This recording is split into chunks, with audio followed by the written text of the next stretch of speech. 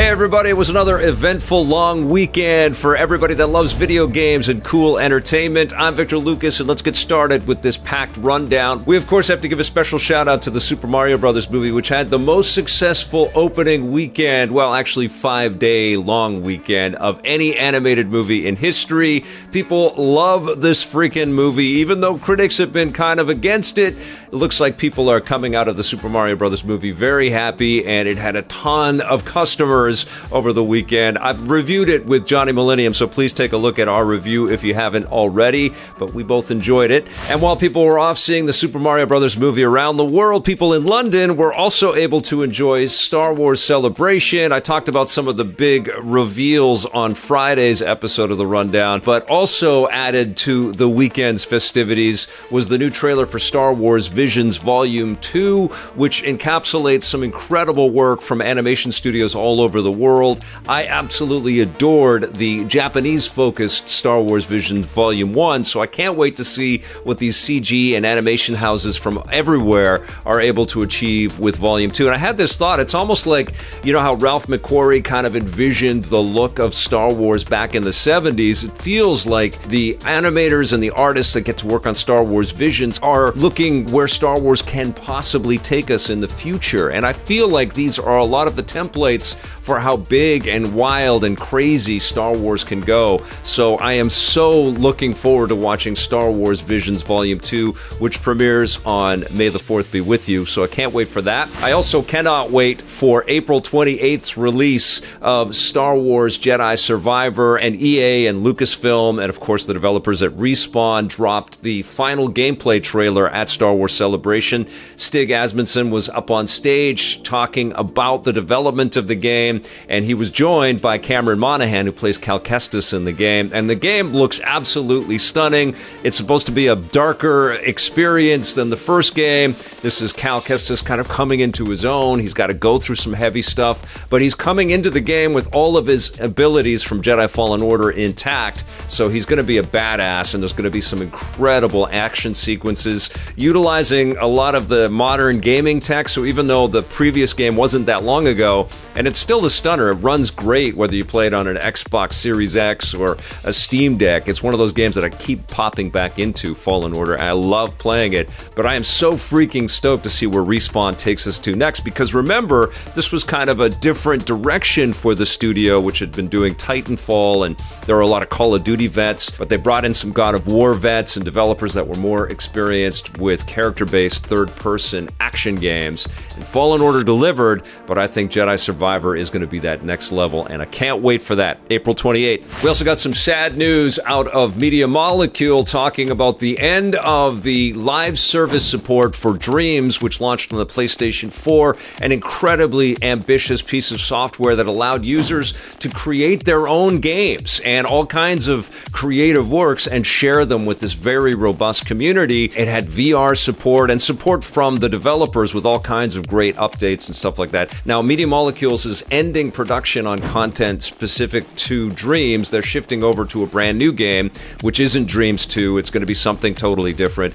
But they are talking about how they're going to be able to preserve the current work on a new server, and there's still going to be a 5 gig max upload for people that still want to purchase the game and create for it. There isn't going to be any PSVR 2 support or a PS5 upgrade or anything like that. I think the biggest challenge that Dreams faced is that they never had a PC path. It would have been so much easier for players to be able to create with a mouse and keyboard and to share their stuff through some kind of PlayStation Network PC amalgam. And it feels like PlayStation is moving closer and closer to PC integration with their software, but Dreams never got that. And apparently the developers were quite candid that it wasn't a successful enough game or a successful enough piece of development software, because that's really what it is, for them to continue on. Now, I'm sad about the end of live service support for Dreams, but I am incredibly excited to see what Media Molecule is working on next. I think all of the experience and all of the learning that they got from Dreams is only going to benefit the studio in some immense ways, And I think Sony also recognizes the value of what this team can do, the creativity, the imagination. So very, very excited to see what Media Molecule delivers next. Now switching over to some happier news, Nintendo, still riding high on the launch success of the Super Mario Bros. Movie, announced that there's going to be a Nintendo Live event in Seattle in September. They didn't really give too many specifics or details, but they did say that this was kind of like a festival and it's going to be very family friendly and a way for people to experience Nintendo and celebrate Nintendo. And clearly this is Nintendo riding high with the theme parks and the movie and other sort of business ideas, and soon probably the announcement of a successor to the Nintendo Switch. I don't know if this Nintendo Live event is really going to be focused on news and delivering new product information as it is about celebrating Nintendo going into the holidays and hyping up the Nintendo Switch lineup and the software. And they're going to have so much merch there, from all the stuff that they're making already for the Nintendo Store and also the stores in the theme parks. It's probably going to be a fantastic experience. Maybe they'll have developers from around the world. It'd be great if Shigeru Miyamoto was there to say hello to fans from everywhere. I definitely want to go to this. I can't wait to find out more, but Nintendo Live is coming to Seattle in September. Now, not to be outdone by all of this Star Wars and Nintendo news, Marvel also dropped the trailer for The Marvels today, which comes out in November. This is the movie where Captain Marvel, Carol Danvers, is going to meet Ms. Marvel, Kamala Khan, and also Monica Rambeau. I don't know what her character's name is going to be yet, and they all have these powers that seem to be interconnected, at least what we are seeing in the trailer. And so anytime any one of these three uses their powers, they kind of change positions in space, which seems completely wild as a concept. But you see little snippets of the family life from Kamala Khan, and you see Carol Danvers wondering what the hell is going on, because of course Kamala Khan is just a huge Avengers nerd and she's got Captain Marvel stuff all over her room. I thought there was some really cute work already in this trailer, and I think a big chunk of the charm that we're going to see in the movie, I can already feel it, is going to be from Iman Vellani as Kamala Khan. Great casting. I love the Ms. Marvel TV show. I think she's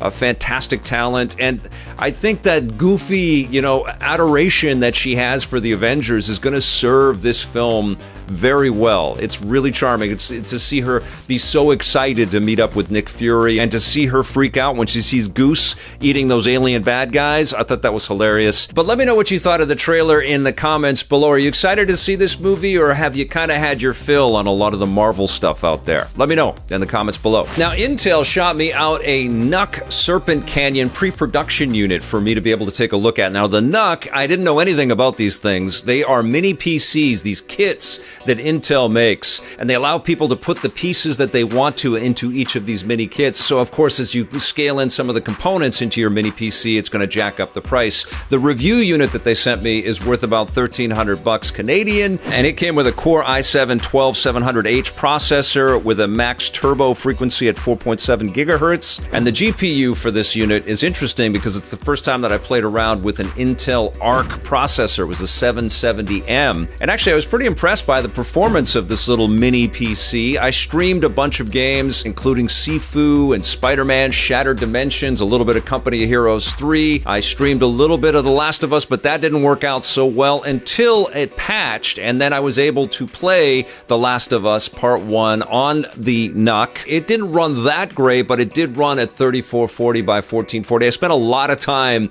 in the settings trying to find a happy medium, but it wouldn't work at all when I first tried it. So I've been pretty impressed by my experience with the NUC. It does feel like it's a robust enough little mini PC to play almost everything that you can throw at it. And the other cool thing is that you can put it beside a TV like a console and play, Steam Big Picture mode and just kind of treat it like a game console. It's still a little bit pricey, I think, for the performance that you're getting, because it's not quite as tuned and as polished as some of the AMD and NVIDIA solutions that you have for graphics processors out there. And there are other mini PC options that you can choose to go in, but I do think this initiative of Intel trying to put all of these components into a small frame like that is a very, very wise choice. And it was also pretty cool for me to play around with one of the new Intel Arc discrete graphics processors that they've got now with their PCs. Honestly, I just think that more competition in this space is a good thing, so that not any one of these players, NVIDIA or AMD or now Intel, becomes the monopoly or the de facto choice for everything. I think they're all pushing each other a little bit, and clearly Intel has seen an opportunity there. So I had a pretty good time playing around with the Intel NUC, and I think it's a pretty cool product, but I definitely recommend to do your own price comparison research, though, and make sure it's got the components that you need. And I also have to say, maybe it makes sense to kind of wait a generation or two before you jump over to Intel graphics, because I did notice that not every game was playing nicely with the ARC processor. And one of those games that I was having all kinds of issues running it on a variety of different machines, whether it was the Aurora R12 with the NVIDIA 3070 card that I have, the Steam Deck, or this NUC computer, is The Last of Us Part 1. It has been so frustrating because obviously I'm still in the glow of the Last of Us television show, as many of you are, as many PC players are. The Steam ratings have been brutal on the launch of this game, and there have been all kinds of tweets and responses from Naughty Dog and from Iron Galaxy talking about how they're going to fix this and patch this. And they did make a huge leap forward with the patch that came out on April 7th, the 1.02 patch, which addressed a ton of issues, but still it's not running properly on my Steam Deck. It actually crashed out my system the last time that I tried to play it. Now, I have had a pretty good experience running it on the R12 since the patch. I streamed a whole bunch of it, and it was fun to dig back into the game a little bit. It's amazing how the game just draws you in. It's a 10 out of 10 game, absolutely. If you've never played it, and PC players, I'm happy that you can now play it on PC. But of course, now that the game is out there in the PC community, there are cool mods like this ability to play the game with Pedro Pascal's face on Joel. This is from YouTuber Specalizer, and man, it's so cool to see Pedro Pascal in the game. But still, I feel like there needs to be a little bit more smoothing so that it's accessible for, every PC choice out there. And there are promises that this will run well on the Steam Deck eventually. It's just not yet, which is weird because Sony has had this really remarkable track record with their PC releases and supporting the Steam Deck all the way along. And this is probably their most high-profile PC release, and they really stumbled on this one. Let me know what you thought of the Last of Us launching on PC and all the hurdles that Naughty Dog and Iron Galaxy have had to jump through to get this thing running well on a variety of systems out there. Pretty crazy story. All right, you guys, that's going to do it for the rundown today. Thank you so much for watching. I'll be back soon with some new reviews for you. In the meantime, make sure you hit that subscribe button, hit that little thumbs up button if you enjoyed this video. We'll see you soon, and until then, play forever.